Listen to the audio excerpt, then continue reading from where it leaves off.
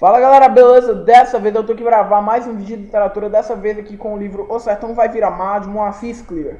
Pois é galera, como eu tava falando, tô aqui pra gravar mais um vídeo de literatura, dessa vez aqui com O Sertão Vai Virar Mar, do Moacir Clear. Capítulo 4 dessa vez, né? Vamos lá para o capítulo 4, que é Descobrindo Euclides. Então vamos lá pra resenha. Pois é galera, no último capítulo a gente viu que o Gui, ele saiu da casa do Armando, né? Porque ele tinha ido pra lá pra conversar com o Armando, discutir algumas coisas sobre o Zé. E o Armando também queria mostrar pros meninos lá uma coisa lá do livro Os Sertões. Aí o Gui, quando ele sai, ele acaba levando o livro, Os Sertões. E aí ele fala no capítulo 4 que nos dias que se seguiram ele se dedicou bastante a ler Os Sertões. Ele diz também que esse período que ele leu, ele fala que Os Sertões é dividido em 3 partes. A luta, a terra e o homem. O primeiro é a terra, o segundo é o homem e o terceiro é a luta. Na terra ele descreve o local onde se passou a Guerra de Canudos. No homem ele tenta descrever o tipo de homem que se passa lá, o tipo de raça, né, entre aspas, que é o sertanejo. Na luta ele descreve o esforço que a galera passou para tentar vencer essa guerra. Fala aqui também que ele tem um diário, que várias páginas desse diário ele preencheu com partes do livro que ele achava interessantes, com palavras difíceis, com frases difíceis de se interpretar, para ele poder discutir com o Armando quando ele fosse pro colégio, né? E ele explica também esse fato dele ter esse diário, porque quando ele era menorzinho, ele sempre foi filho único, né? Mas quando ele era menorzinho, a mãe dele era enfermeira, ainda é, aliás, era enfermeira, e aí ela levava ele pro plantão, né? E aí ele percebia que a mãe dele tinha tipo um caderninho azul, que era onde ela anotava as informações dos pacientes. Por exemplo, paciente tal precisa tomar água de tal em tal horas para não ficar desidratado. Paciente tal tem que mudar a posição da cama. Paciente tal tem que tomar remédio às 12 horas. Era um livro que ela anotava as informações básicas dos pacientes, o que é que precisava acontecer com eles e tal.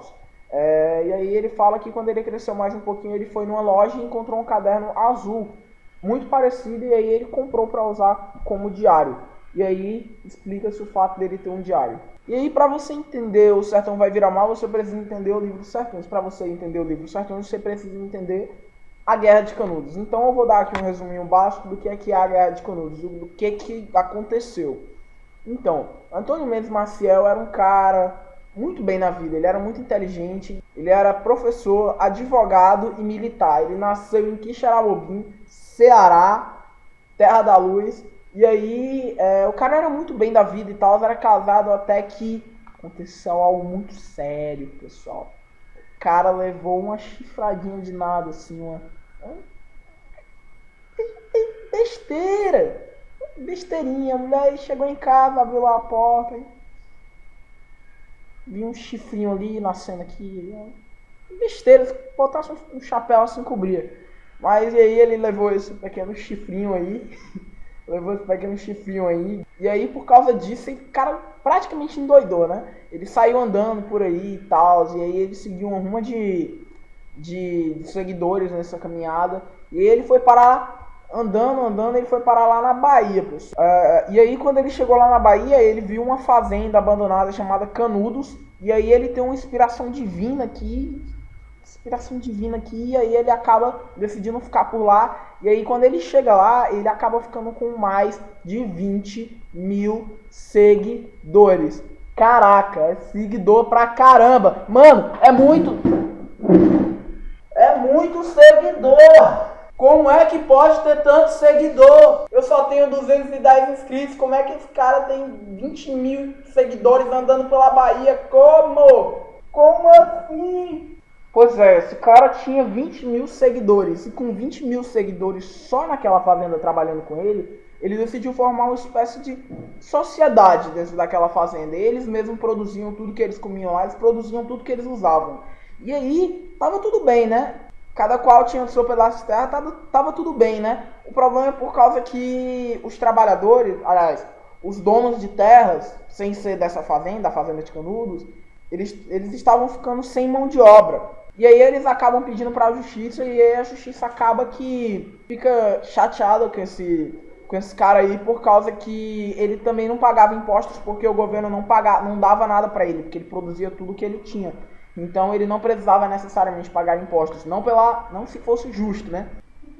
Aí mandaram uma expedição lá para pegar o Antônio Conselheiro e eles enviaram uma expedição, primeira expedição, quem foi que ganhou?